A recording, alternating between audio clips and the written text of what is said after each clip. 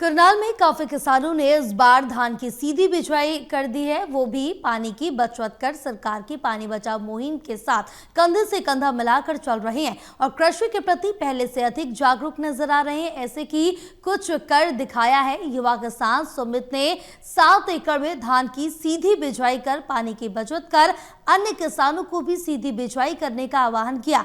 युवा किसान सुमित ने बताया कि लंबे समय से हमारा परिवार खेती से जुड़ा हुआ है, इस बार हमने सीधी बिचवाई 7 एकड़ में की है। उन्होंने बताया कि उनके आसपास के किसान भी लगातार सीधी बिचवाई करने को लेकर जागरूक हो रहे हैं। आने वाले समय में धान की सीधी बिचवाई की कामयाब रहेगी, क्योंकि धान की सीधी बिचवाई से पानी की काफी बचत होती है, लागत भी बहुत कम होती है, क्योंकि आज के समय में लेबर बहुत कम मिलती है। धान की सीधी बिचवाई से लेबर की जरूरत नहीं पड़ती।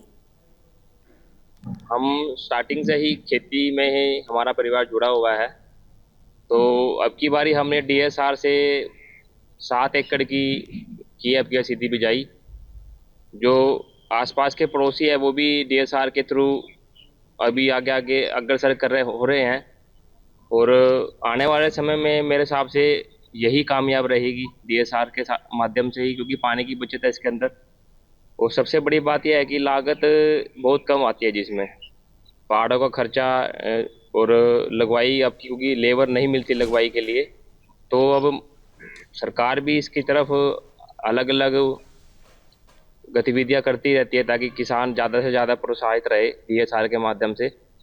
हम काफ़ी समय से 4-5 सालों से हम डीएसआर के थ्रू माध्यम से लगा रहे हैं, और हमको देख देख के आस पड़ोस के जो जमींदार हैं किसान हैं वो भी देख के कहते हैं कि भी बहुत बढ़िया है, बहुत अच्छे से की हुई है। और मेरा सभी से कहना है कि डीएसआर के माध्यम से ही धान की बिजाई करें।